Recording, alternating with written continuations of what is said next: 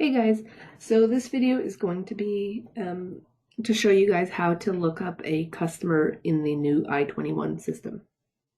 So there are a couple ways that you guys can look up customers. Some of the fast keys that we were used to using in iRely Legacy, or whatever we're calling it, do work. So one that works right now is the F9 key. So if I do my FN, those of us who are using the Surface computer, so you do the FN, and then if I push F9, which I just did, but I think I have an exceptionally slow connection. So hang on, it's coming. I think. There we go. I had to push. No, I pushed it 3 times apparently while I was waiting. Or 12. Don't be over anxious like I was. Oh. Okay, so this is where the F9 would work for you.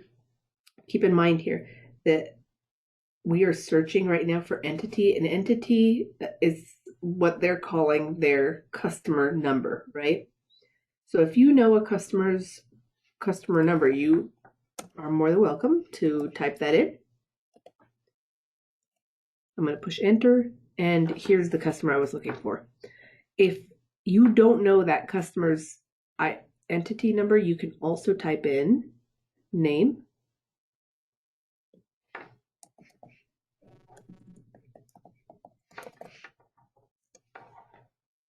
and it's showing me again that, hey, look, Desert Fox.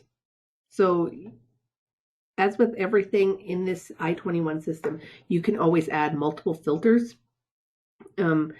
and yeah, to get you what you need. So for instance, if I erase that, it's telling me, hey, there's all of these customers that have desert in their name.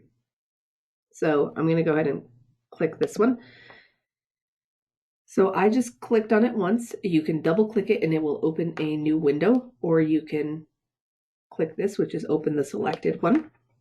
Either option works. Okay, so the information you're going to see here is pretty basic.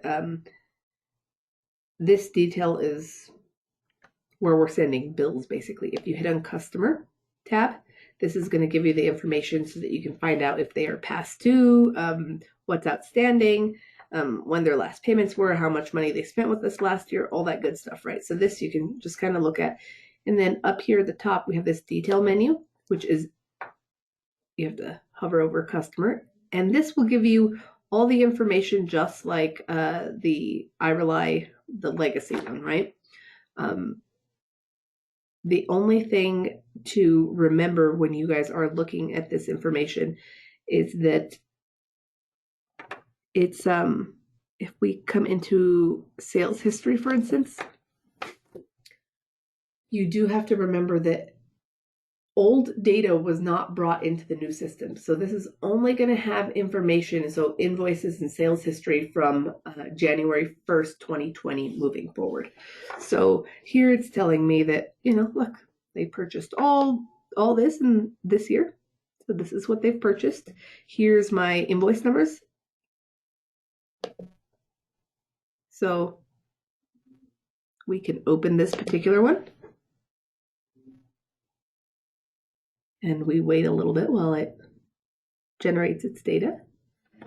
Okay, so here it's telling me that here's the invoice. The invoice number is right here. We can print this particular invoice if, let's say, the customer said, hey, can you resend me that invoice for this date? Sure, no problem. I'm going to hit print.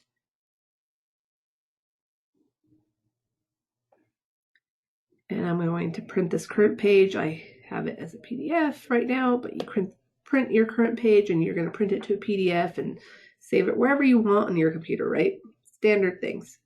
And then you can save it and email it out to your customer. So in my opinion, this is the F9 key is still going to be the super quick and easy way for you to look up details about your customer. Like I said, please remember that we did not import any of the old data. So anything that happened December 31st, of 2019 and previous will not be in the system. So you will have to use the legacy i21 to make that work. The other way to look at information on your customers is by going from the home screen into sales, and under reports you can do a customer inquiry. So it's very similar. You guys will see this is one of the screens that you guys were looking at.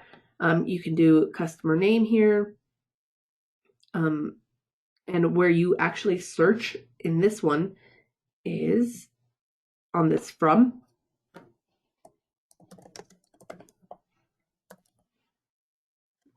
I'm going to hit enter and it's going to tell me all the different stuff I can look for. So there's Los Alamos County. So you can do it based on the customer name. If you want to do it based on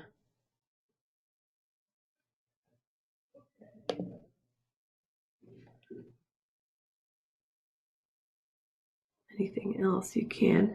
But from here you can say, I want to generate a report.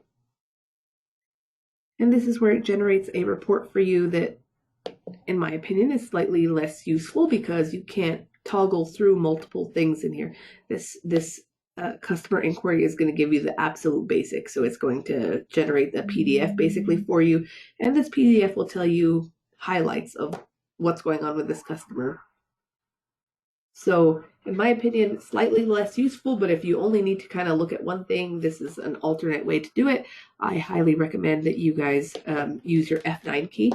So remember, again, that's you hit the FN button on the bottom left-hand corner of your keyboard. And once it's lit up, then you can use the F9 key.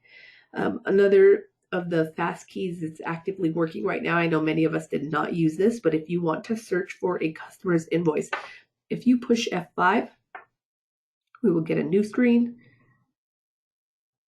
And this screen will let you search for old invoices. So if someone's asking you to send them an invoice, so you can do that by, if you know the actual transaction number, which is a sales invoice, the actual number that you're looking for. You can also click this button and you can search by customer, either the customer or the customer number. If I click customer number, for instance, I can then say that I know that's my customer number. It's going to bring up all my invoices associated with that customer number that are in the system. So pretty easy way to look at it. You would just click on this and it's going to pop up into a new screen, and that screen will be the actual invoice, which again, all we have to do if we want to send it off to our customer is print it. If you know that the system already has it set up so that the appropriate person would get the email, you can click this button. I'm not going to click it because this customer has already received this email, and I don't want to confuse them by resending an email that they did not, or an invoice that they did not ask me to resend. So you can click that if you know that the data in the system is correct. So video number 1 done. Hopefully it's helpful. Thanks, guys.